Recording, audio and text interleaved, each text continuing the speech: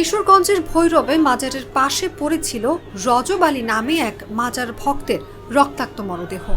খবর পেয়ে পুলিশ ঘটনাস্থল থেকে মরদেহ উদ্ধার করে ময়না তদন্তের জন্য কিশোরগঞ্জ মর্গে পাঠিয়েছে। নিহত রজব আলী উপজেলার কালিকা প্রসাদ এলাকার টেকের বাড়ির মৃত সিরাজ মিয়ার ছেলে।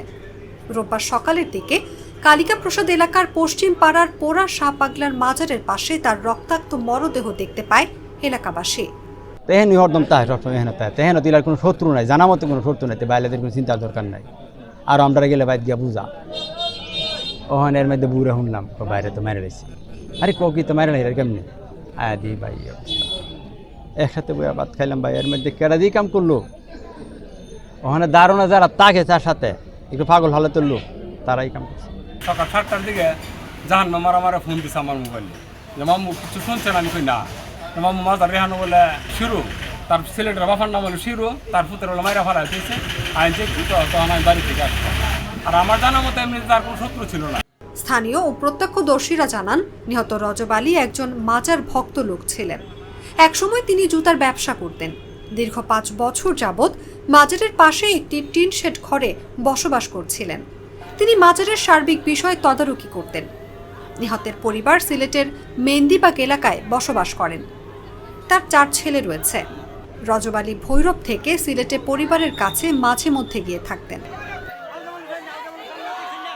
আজকে যে লোকটা এই হত্যা হয়েছে, এই লোকটা আসলে আমার জানা মতো উনি একদম ভালো লোক ছিল। উনি মাজার ভক্ত লোক, মাজারে থাকতো। আর ওর পরিবার সবাই সিলেট থাকে, মধ্যবিত্ত সিলেটে আইসা এখানে মাজারে উনি থাকতো। আমার জানা মতো ওনার বংশগত এবং পারিবারিক কোনো শত্রু নাই। পোড়া শাহ পাগলার মাজারে জনক রজব আলী সেখানে খাদেম হিসাবে কাজ করত দীর্ঘ 5 বছর ধরে। অর্ধরাত্রে 3টা থেকে ভোর 6টার সময় দুইবার পাহাড়টাকে মাথার বাম পাশে ইটের আঘাত দিয়ে দ্রুত আহত করে এক পর্যায়ে সে মারা যায়।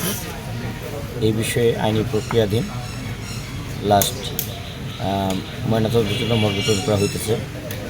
আর আসামি গ্রেফতারের চেষ্টা অব্যাহত আছে।